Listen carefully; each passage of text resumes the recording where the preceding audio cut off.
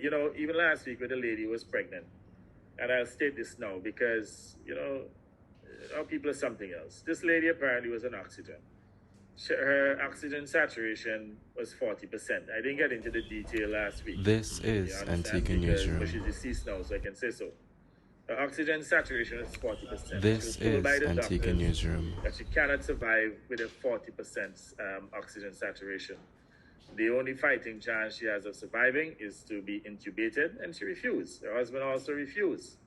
So the doctors then decided that they would have offered the option of taking a child, 26 weeks.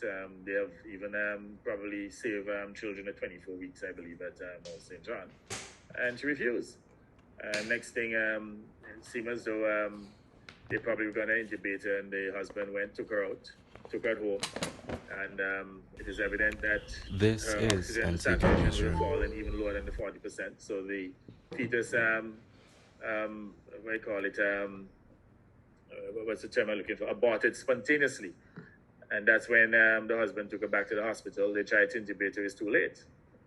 This kind of behavior, we got to curb our emotions and listen to the scientists, listen to the doctors. They're well trained.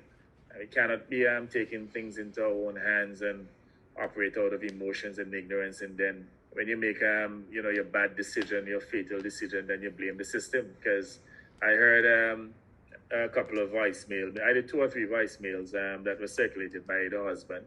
And you actually try to lay blame at health officials and saying, oh yes, they won. In other words, they killed her off. And that is why we have to hold Harold Lovell accountable for these loose statements, because what he's doing there deliberately, even though he qualified his statement, the fact that he mentioned it, the qualification as far as I'm concerned is irrelevant, and is a qualification that he used in a smart way to try and cover up what he was doing. But by making that statement that he wanted to know what's going on at Mount St. John with all those deaths, what Harold Lovell was doing in essence was to undermine the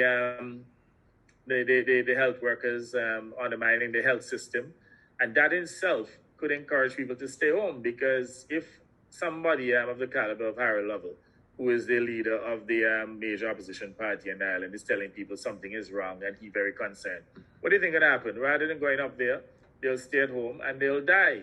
And I'm saying here that we condemn that statement. They can spin it however they wish. They can call us any amount of liars. We know exactly what he was doing, trying to undermine the system. Because if he was genuine about his comparisons, he would have recognized that the ratio of deaths in Antigua and in Barbados would not have changed. They remain constant. So as our deaths increase, so does those in Barbados.